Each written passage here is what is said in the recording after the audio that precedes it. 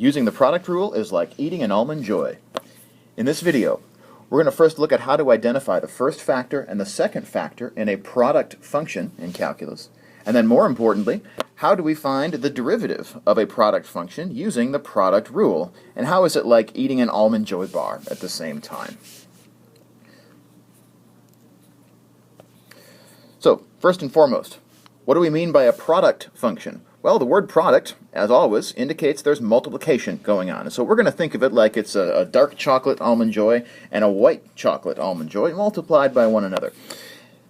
And the idea is that we're going to call the first thing that's being multiplied, the first factor in that product, and the second thing that's being multiplied we call the second factor in that product. So what are some examples?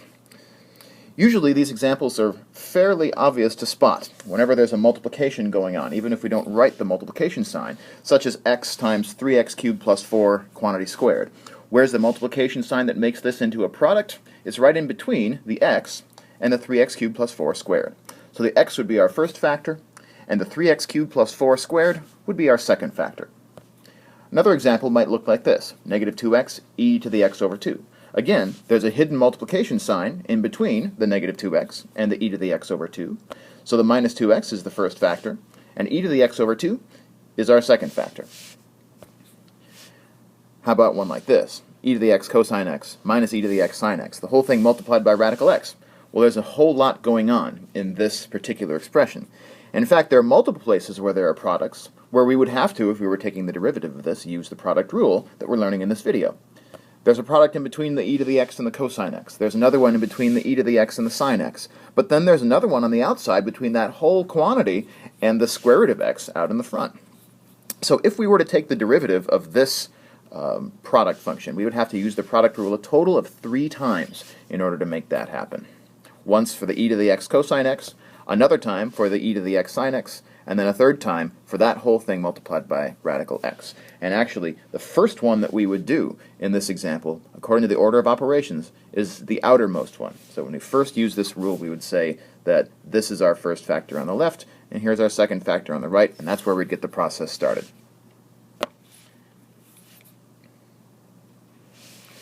So now the question is, how do we, once we've identified the first and the second factor, find a derivative? And the metaphor is this. Finding the derivative of these Almond Joys is like taking them apart. What I want to do, because I don't want to eat just dark chocolate once and then just white chocolate the second time, I want to make 2 black and white Almond Joy bars out of these. In other words, what we're going to do is take each of these bars apart and then make black and white bars. What that means is one bar is going to have dark chocolate with almonds and the other white chocolate without, and then vice versa. We want one dark half and one white half.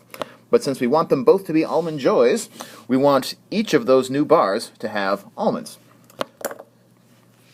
And the only way to make this happen, there's only one way to do it, is to take the, let's say, dark chocolate Mounds bar, the one that doesn't have the almonds, and the white chocolate Almond Joy and stick them together.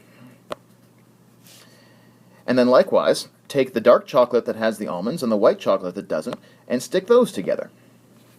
And what we end up with in the end is a pair of black and white Almond Joy bars. What do we do with those? We then add them together, and we put them in our mouth, basically. So that's the idea behind the product rule. Let's see how it works in a couple of examples.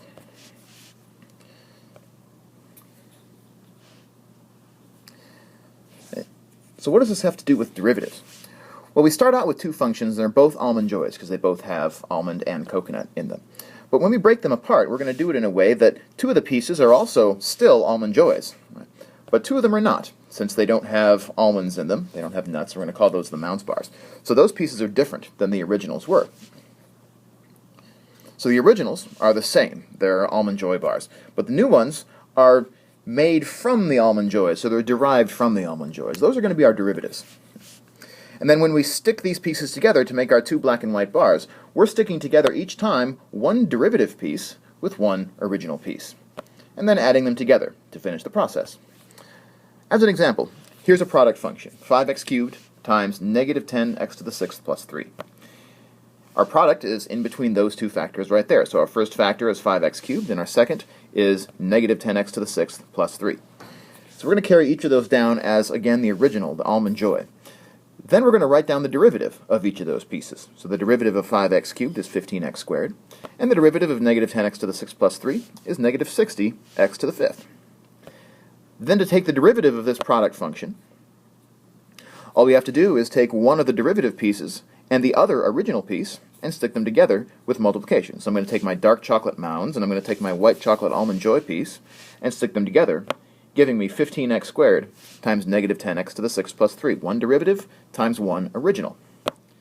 And then we do it the other way around. Take the white mounds bar and the dark Almond Joy piece and stick those together, giving me negative 60x cubed times 5x to the 3rd.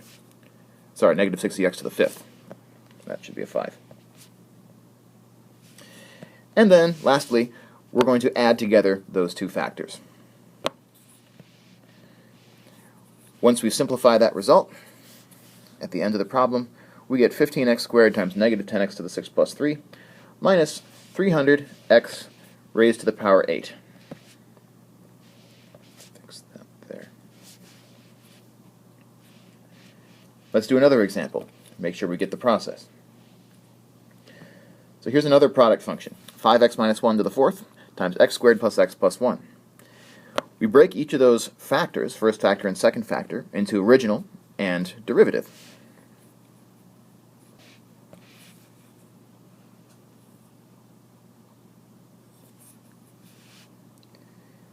Our originals, 5x minus 1 to the 4th and x squared plus x plus 1. Our derivatives are, well, to take the derivative of the first factor here, 5x minus 1 to the 4th, we need the chain rule. We need that metaphor that says the chain rule is like eating a peanut M&M, with the 5x minus 1 being the peanut in the middle, the fourth power being the chocolate shell on the outside, and when you eat an M&M, you eat the outside first, the chocolate. So we get 4 times the quantity 5x minus 1 to the 4th, because the peanut doesn't change when we eat the outer shell. But then we eat the peanut, take the derivative of the inside part, 5x minus 1, its derivative is equal to 5. So here we use the chain rule within a product rule context. And then we have the derivative of the second factor as 2x plus 1. So, finally, we again just need to stick together one original piece multiplied by the other's derivative, and then add those two together. So, we get 2x plus 1 times 5x plus 1 is the quantity to the 4th. That's the derivative of the dark chocolate piece times the original white chocolate piece. And then we have the white chocolate mounds, that's the derivative of the white piece, times the original dark piece. And then we add those two together.